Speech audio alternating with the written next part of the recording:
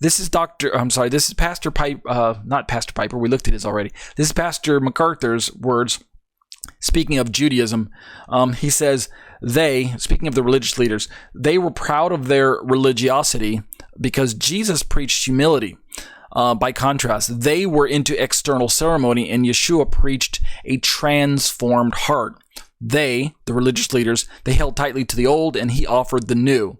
They loved the approval of men, whereas by contrast, Yeshua, offered the approval of God.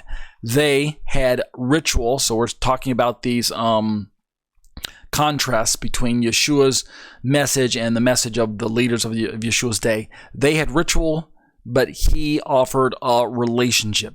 And I conclude by saying sad but true indictment of the first century Judaisms.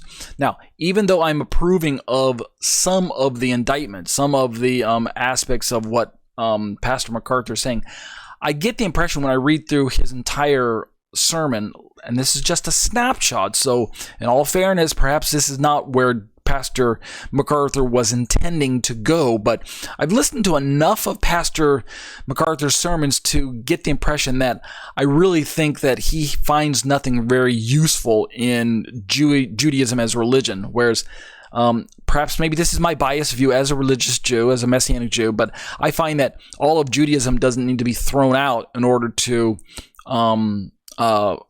redeem what God gave us, the aspect of keeping the Torah, as Judaism has preserved those aspects. It is true that I don't just agree with everything that Judaism teaches, right?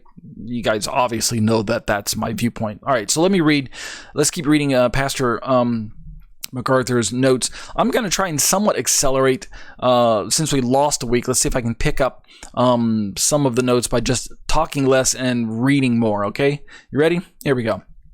This is Pastor MacArthur. And then to make clear to them, speaking of the Jewish leaders, to clear to them how different these two were, we come to the clarifying analogies of verse 21, 22, and we'll add a third one in. And in his inimitable way, he uses analogies that they would readily understand that need virtually no explanation. I agree with that, by the way. Yeshua often used just real life, everyday principles, parables, facts that people could catch on with because it was just everyday living and everyday anecdotes. And then Pastor MacArthur basically retells the story or requotes it, paraphrases it. He says, "No one sews a patch of unshrunk cloth on an old garment, otherwise the patch pulls away from it, the new from the old, and a worse tear results." He continues, "Anybody who washes anything at any time that is made out of a natural fabric, whether it's linen or cotton or whether it's wool or some other form of animal hair," and he's just explaining the story that Yeshua explained to us. If it's woven together, they got to understand that things shrink. No synthetic products in the ancient world, right? Things shrink. So today, if you wash something, if it's got enough spandex or other man-made materials in there, lycra or whatever, then it's not going to shrink. It's gonna be bouncy. It's gonna be stretchy, right? But in the ancient world, we didn't have all that. So if you wash the clothing, then it shrunk up. So he continues, he says, so everybody would know that if you take a piece of unshrunk cloth, and by the way, he says that Matthew describes this and Luke describes it well. Their words are a little bit different, and that's the genius he mentions of the New Testament, that if a committee had put it together, then we would find that they would have made it all match.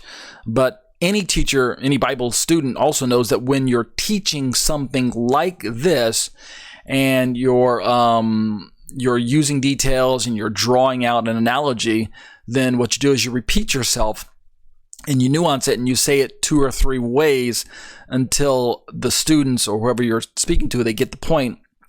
And then each of the writers in the Bible does this as well. They pick up on the unique elements of it together. And then in doing so, MacArthur mentions that you get the whole thing. And yeah, that's true. He continues, he says, but It's essentially the same, right? It's exactly the same. You take a piece of unshrunk cloth and you cut it into a patch, and you don't do that to sew it into a new garment. Otherwise, he says, the patch, when it's washed or wet, it becomes dried out and it pulls away from it, right?